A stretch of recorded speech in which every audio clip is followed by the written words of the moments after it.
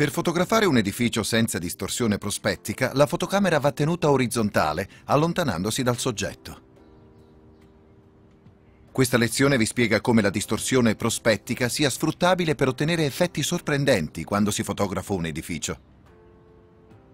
In genere, nella fotografia di architettura si usano obiettivi grandangolari e zoom grandangolari. Per il primo esempio abbiamo scelto un palazzo di Amsterdam, i cui architetti si sono chiaramente ispirati alle navi container che solcano i canali di questa parte della città. Da posizione ravvicinata per inquadrare l'intero edificio dobbiamo puntare la fotocamera verso l'alto, distorcendo così la prospettiva e ottenendo le cosiddette verticali convergenti. L'edificio appare come se cadesse dall'altro lato. Se ci allontaniamo potremo inquadrare tutto l'edificio. Il dorso della fotocamera è verticale e parallelo al soggetto. Nella foto le linee verticali dell'edificio non risulteranno distorte.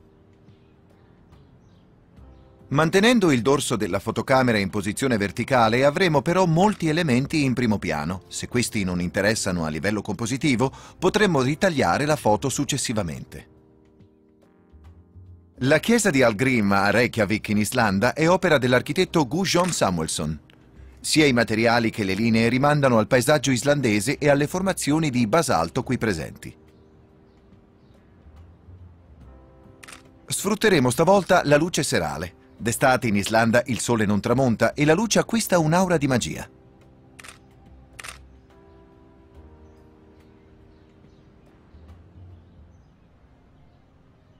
All'interno, se l'illuminazione è scarsa, va impostato un valore ISO molto elevato per evitare le vibrazioni negli scatti a mano libera.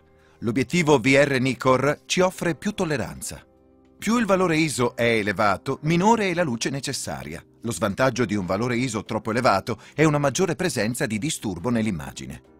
A volte è utile lavorare con un cavalletto e impostare un valore ISO inferiore con un tempo di posa più lento. Con tempi inferiori a un trentesimo di secondo è preferibile usare il cavalletto. Gli obiettivi VR Nikkor consentono tempi di posa più lenti anche a mano libera. VR significa infatti riduzione delle vibrazioni. Tra gli obiettivi speciali Nikon, il DX Fisheye Nikkor 10.5 mm consente un angolo di campo estremamente ampio.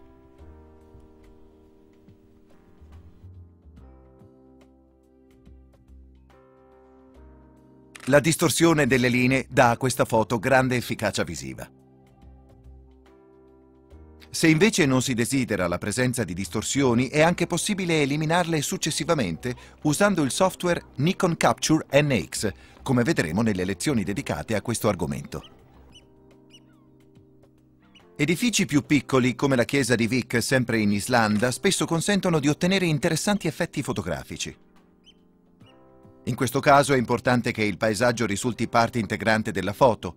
Provate a girare attorno all'edificio alla ricerca di un'angolatura non scontata, anche sdraiandovi a terra se è necessario.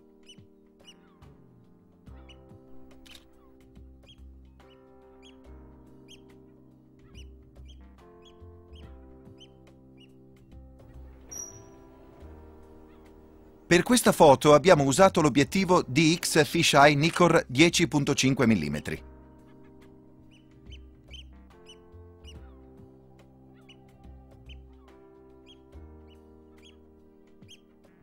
Sull'isola di Maiorca, in Spagna, abbiamo scelto il monastero del Santuario de Montesión, situato nella cittadina di Porreras, con il permesso dell'abate. Queste foto sfruttano il motivo ritmico delle arcate.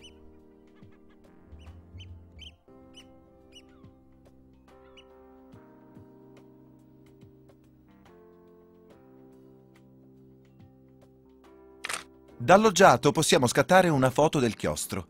Ecco il risultato scattando la stessa foto con l'utilizzo del fill-in flash.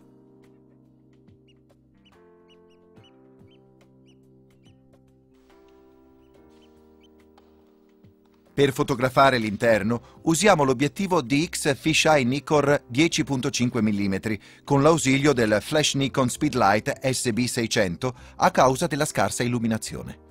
Fotografia e architettura, una sfida per qualsiasi fotografo, e in fatto di obiettivi grandangolari Nikkor avete solo l'imbarazzo della scelta. Scegliendo l'obiettivo giusto e la posizione e l'angolazione ideale, con un po' di pratica otterrete foto davvero sorprendenti.